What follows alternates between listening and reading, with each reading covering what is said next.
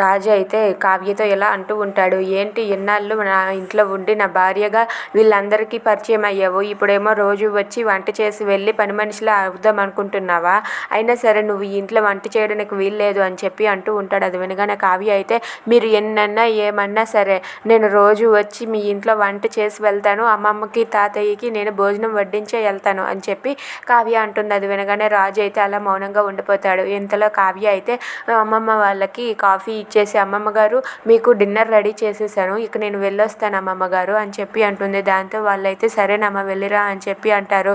ఇక దాంతో రాజు కావ్య వెళ్ళిపోతూ ఉంటే రాజు ఇలా అంటూ ఉంటాడు, ఏమండి కావ్య గారు ఆగండి, ఎందుకంటే మీరు మా ఇంట్లో వాళ్ళందరికీ వండి పెడుతున్నారు కదా, దానికి మా ఇంట్లో వాళ్ళందరూ కూడా మీ వంట చాలా నచ్చింది, చాలా బాగుంది అని చెప్పారు, అందుకే టిప్పుతో సహా డబ్బులు తీసుకోండి, మేము మా పని వాళ్ళకి ఇలానే ఇస్తాము, లేదా హోటల్లో కూడా ఇలానే ఇస్తాము, తీసుకోండి అని చెప్పి ఇస్తూ ఉంటాడు. అది వినగానే కావ్య అయితే ఒక్కసారిగా షాక్ అయ్యి అలా ఉండిపోతుంది.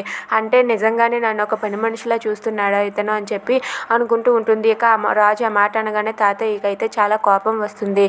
Thanks for watching friends, please subscribe.